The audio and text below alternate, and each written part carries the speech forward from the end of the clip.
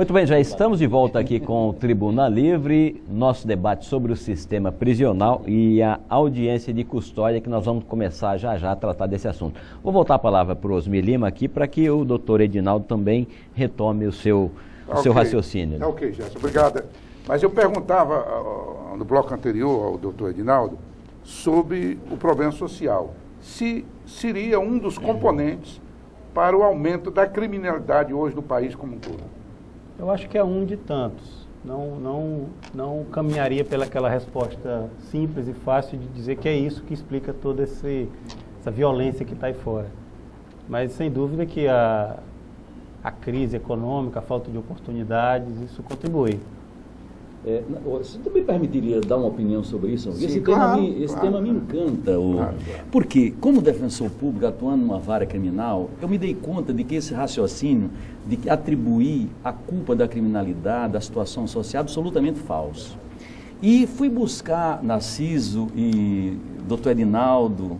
Mas Gerson, você colocou absolutamente? É absolutamente falso. É absolutamente falso. E vou buscar as raízes. Você sabe como é que começou essa idealização da criminalidade? Isso foi uma decisão da União Soviética, que recomendou ao Partido Comunista do Brasil que idealizasse a criminalidade e os delinquentes para fazer com que esse movimento fosse para catapultar a revolução, para fazer com que ele fosse revolucionário. A partir dos anos 30, em 1933, a intelectualidade brasileira, os intelectuais do Partido Comunista passaram a fazer a idealização dos delinquentes. São inúmeros, Narciso, romances, entrevistas, peças de teatro, músicas que exaltou a criminalidade e os delinquentes. Capitães de Areia, até Jorge Graciliano Amado. Ramos, Jorge Amado, são inúmeros romances de Jorge Amado, músicas de Chico Buarque, peças de teatro, que começou a partir dos anos 30 a fazer a idealização da criminalidade. Então, você nunca vê um romance, um filme, uma peça de teatro exaltando a figura do policial que combate o delinquente. Pelo contrário, sempre vai dizer que o delinquente é um coitadinho. Ora, lamentavelmente, isso tem consequências, né? Isso tem consequências. Os nossos pensamentos depois são traduzidos em atitudes. E os delinquentes. Mas você está me afirmando que isso é um problema mais latino-americano? Não, é latino-americano. Isso foi uma introdução de uma forma de pensar nas pessoas pobres pelo Partido Comunista, e os intelectuais tiveram uma grande responsabilidade nisso. Os escritores, os teatrólogos, os autores de novela, os autores de músicas. Então, nesses anos todos, nesses 70, 80 anos, só houve exaltação da criminalidade. E estamos colhendo aquilo que plantamos. E você está responsabilizando os comunistas. Sem dúvida nenhuma. Disseminou a tese do coitadinho. Que disseminou a tese do coitadinho. E eu vou dizer que isso não funciona. O doutor Valdir Peraz é bom entender, um liberal anticomunista. Não sou anticomunista, eu sou liberal. Eu sou liberal. Repare bem, deixa eu dizer. Aí o que acontece? Só concluindo esse raciocínio, Narciso. E aí o que acontece? Eu provo que não é o problema, não é social. Não é porque essa pessoa comete crime porque é pobre. Veja o seguinte. Uma pessoa comete um crime de roubo, comete o segundo, comete o terceiro, vai para a prisão e lá se converte a uma doutrina evangélica e não comete mais. Ele nem mudou de posição social, nem mudou de posição econômica. Mudou de quê? Valores. Então, nós destruímos os valores da sociedade brasileira, especialmente da família, e estamos colhendo aquilo que fizemos com as classes mais desfavorecidas, através da intelectualidade que transmitiu essa visão absolutamente equivocada de que a culpa da criminalidade é o problema social. Peraz, essa é a minha posição. Eu vou trazer um comunista aqui para debater contigo, para você poder ouvir a resposta dele. Né? Eu gostaria de ouvir. Porque o propósito fazer o contrário. Eu gostaria de ouvir. Porque o propósito desse programa aqui é sempre trazer posições contraditórias. Isso é uma decisão do comitê. Mas deixa eu de uma resolução do comitê. E para exercer isso contraditório é preciso que a gente entre na questão da audiência de custódia. É verdade. Porque o juiz olhando para a cara do cidadão, o juiz vai poder se convencer se pode ou não. Há pouco tempo, doutor Edinaldo, o senhor acabava de prisão. dizer uma afirmação que me fez lembrar uma entrevista que eu assisti essa semana do presidente do Tribunal de Justiça do Estado de São Paulo, que eu não me recordo do nome dele. Eu também não me lembro, Narciso. A minha memória está me traindo de forma Sim, sistemática. isso é natural. Mas A senilidade, cidade, né? Bom, o senhor disse que o senhor acabou de dizer que o juiz, por índole, não gosta de prender. Mas aí eu vou pegar um gancho nessa sua afirmação e eu ouvi uma entrevista do presidente do Tribunal de Justiça de São Paulo. Ele disse que um bom juiz, perguntaram para ele o que é ser um bom juiz. Ele disse: um bom juiz é aquele que tem bom senso, ser humanitário e saber um pouquinho de direito. É assim mesmo? É assim mesmo. É assim mesmo, Estou né? de pleno acordo. Mas quem diz que o juiz não gosta de prender não sou eu, grandes magistrados, eu apenas repito, porque eu creio que é uma grande verdade. Mas quando ele diz isso, ele está correto. É claro que o juiz é um técnico, ele precisa conhecer com um pouco mais de apuro, vamos assim chamar, a norma, o direito, porque ele vai aplicá-la. Mas o direito, que é feito por todos nós, é bom senso. Todo mundo aqui sabe que ninguém pode matar. Tem uma norma dizendo isso, está escrito. Mas ninguém aqui ensina que não pode matar, você sabe? Todo mundo aqui sabe que não pode matar. Se alguém matar, vai responder um processo. Então, essa frase do presidente, Eu achei interessante. eu acho que sintetiza muito bem a ideia do que é o Poder Judiciário.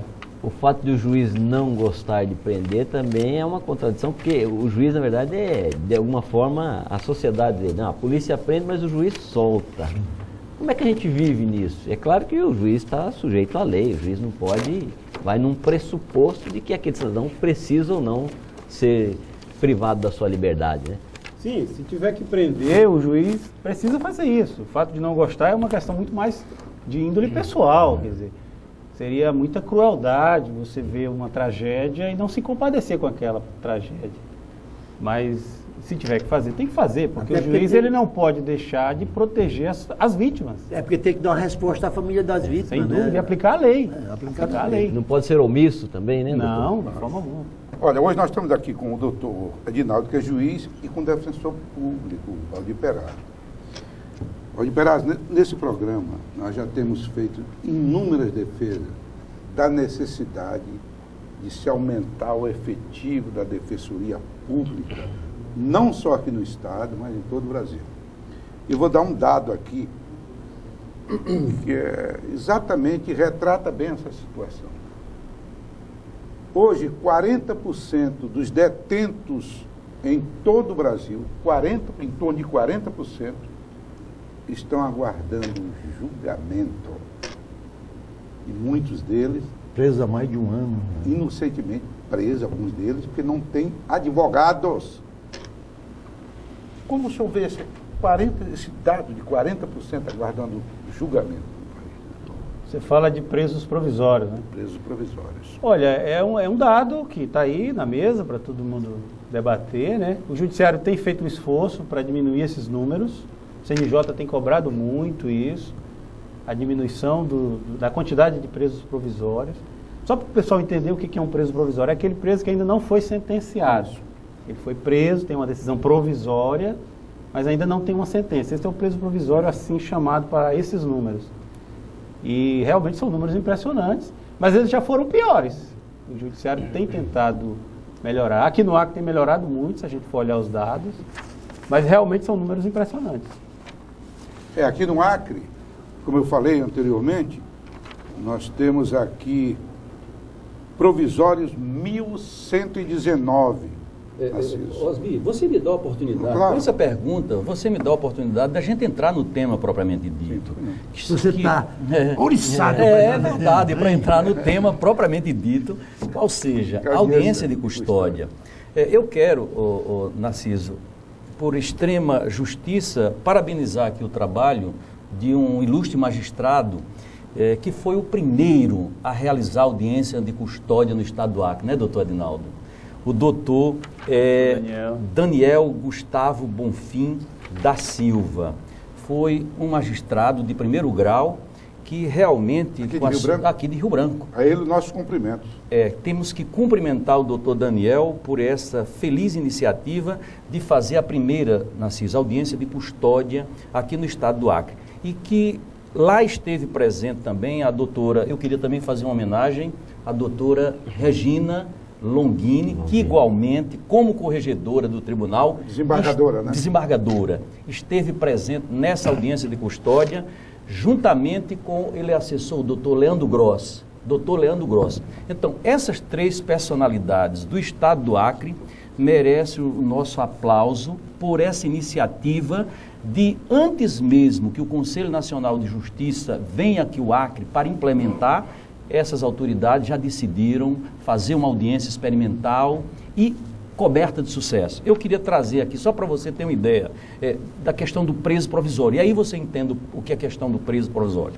O doutor Edinaldo explicou muito bem. O preso provisório é aquele que é preso em flagrante e, chegando ao juiz a comunicação da prisão em flagrante, ele transforma em prisão preventiva. Transformado em prisão preventiva, se espera 3, 4 meses para a realização da audiência de julgamento. Então, ele só chegará à presença do juiz dentro de 3 a 4 meses. A audiência de custódia resolve esse problema. Então, nessa audiência piloto inicial que o doutor Daniel realizou, 2 presos foram à presença do juiz naquele dia de forma experimental. E veja que coisa interessante e que dado eloquente e frisante para demonstrar a importância da audiência de custódia. Esses 2 presos, um deles era reincidente. Evidentemente que não tinha condições de se conceder liberdade provisória em favor dele, conceder liberdade provisória.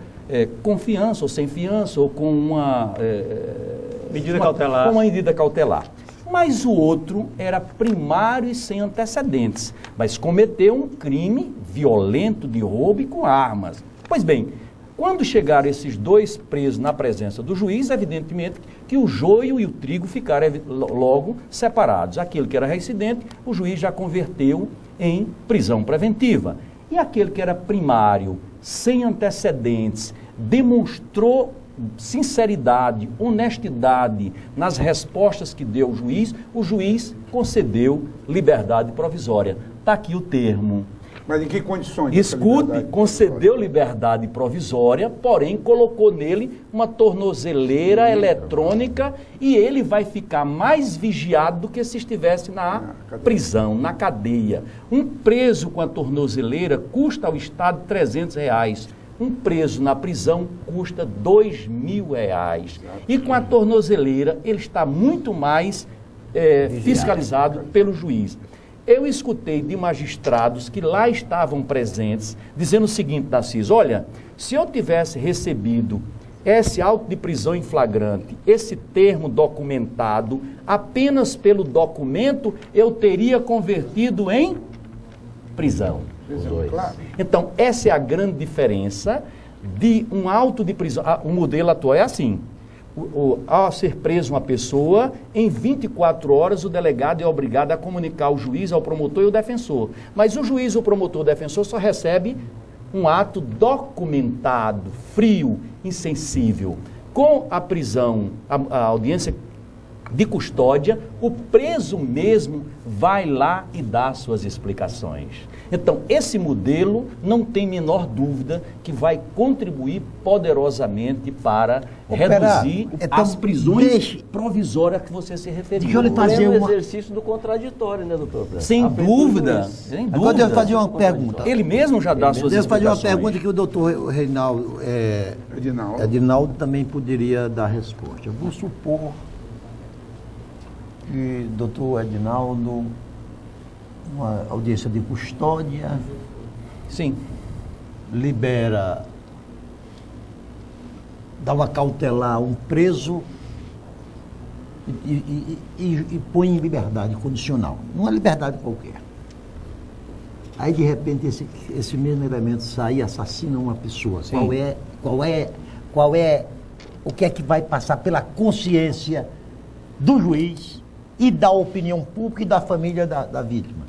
Olha, Ele estava preso, me soltou e ele assassinou. Narciso, deixa eu te falar. Esse dilema... Narciso, Eu estou fazendo o papel de advogado do diabo. Narciso, olha, Narciso. Mas vamos ouvir aqui primeiro. Esse dilema, os juízes criminais passam por ele todos os dias. Ah, passa. Todos os dias, os juízes criminais daqui do Acre, do Brasil inteiro, passam por esse dilema. É um dilema cruel, realmente. Cruel, né?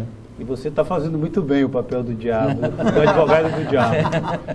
Mas o juiz, ele precisa decidir de um quadro que é colocado, e ele se convence que ali pode experimentar uma liberdade controlada, vigiada, a lei o obriga a fazer e ele faz. Mas isso aí pode acontecer.